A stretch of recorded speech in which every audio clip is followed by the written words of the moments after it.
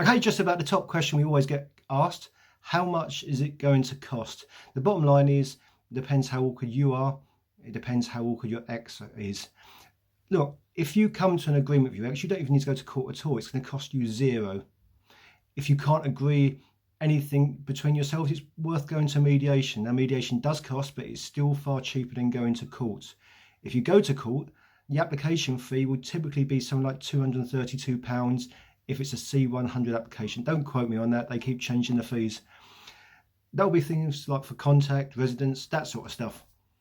Now, that £232 covers the cost of the entire case. So that will be the judge, use of the court buildings, the clerks there. So when people say stuff like it being a whole industry just to get as much money out of parents as possible, remember, the cost of a court case from the court's point of view is actually a loss.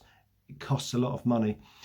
If you decide to use a solicitor, you may have to pay £250 an hour plus VAT. It's worth remembering that you are likely going to get a free half hour of your solicitor, but then they're going to want you to do something like put £500 plus VAT on account, and they're going to want you to top up that £500 every month. So if they do £300 worth of letters and form filling, they're going to want you to add £300 in at the end of the month.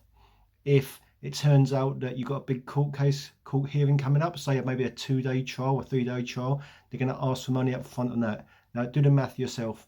If how much do you think £250 for 3 days is going to cost? £250 an hour for 3 days. The costs really start racking up. If you decide you're not going to communicate with your ex directly and it's between your solicitor and their solicitor, that's going to rack the costs up even more. If you decide you're going to break the court order and your ex takes you back to court, it's going to cost you more. Or if your ex breaks the order, you have to pay for a new application fee and you're going to pay a solicitor to do that. Look, I've known people that have spent tens of thousands, hundreds of thousands on a court case. I've seen people decide that they can't go on anymore because they're financially ruined, and although they know that what's going on is now not in their kids' best interests, they're out of cash. I've seen people grind each other down until one of them gives up financially. I've seen it break families up, new families, step families.